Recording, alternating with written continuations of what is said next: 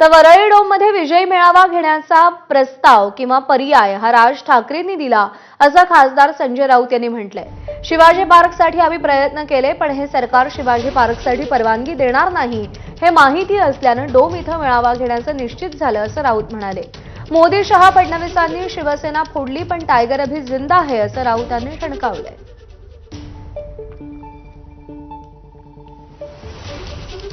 या ट्विटचा अर्थ काय असणार? सकाळी उठल्यावरती आपण आपल्या प्रिय माणसांना जय महाराष्ट्र करतो आणि सांगतो की महाराष्ट्र आणि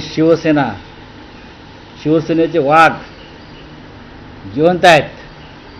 बरं, मला सवय तिघांनी मिळून शिवसेना तोडली, म्हणजे महाराष्ट्र कमजोर करण्याचा प्रयत्न केला। त्याच्यात त्यांना मी सांगितलं की आहोत आम्ही अजून,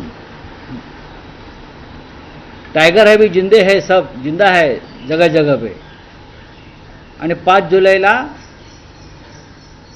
मराठी विजय दिवस जो आहे त्याचं त्यांनाही आम्ही आमंत्रण देणार आहोत किंवा त्यांनी बघावं हा विजय दिवसाचा सोहळा काय आहे 5 जुलैला। तो मनसे प्रमुख राज ठाकरे यांच्याशी चर्चा झाली, माननीय उद्धव साहेब शिवसेना पक्षप्रमुखांशी चर्चा झाली आणि त्यानंतर असं ठरलं की वरळीला जे डोम सभागृह आहे मोठं, तिथे हा सोहळा करावा। पण त्याचबरोबर शिवसेनेनं आधी शिवतीर्थ मिळावं या कार्यक्रमासाठी, यासाठी आम्ही विनंती अर्ज केलेला आहे। 5 जुलैला साधारण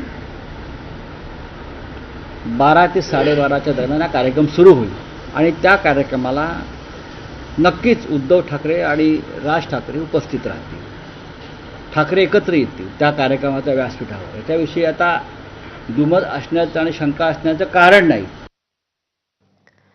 तर 2 ठाकरे बंधू एकत्र येऊ नये असा GR आम्ही काढला नाही, त्यांनी एकत्र यावं, क्रिकेट खेळावं, जेवण करावं, आम्हाला त्यानं काहीही फरक पडणार नाही असा टोला काल मुख्यमंत्री फडणवीसांनी लगावला होता। त्यावर आता ठाकरे गटाचे खासदार संजय राऊतांनी काय प्रत्युत्तर दिलंय पाहूया।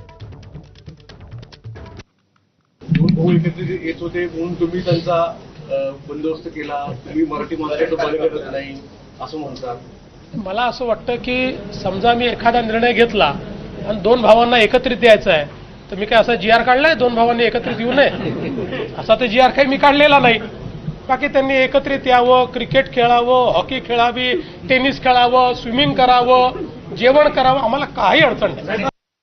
देवेंद्र फडणवीस यांनी GR काढल्यामुळे काही शिवसेनेची स्थापना झाली नाही ना, आणि देवेंद्र फडणवीस यांनी GR काढल्यामुळे मराठी माणसं एकत्र आली नाहीत।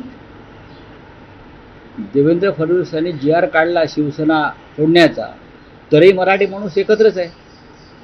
त्याच्यामुळे GRच्या गोष्टी तुम्ही आम्हाला सांगू नका।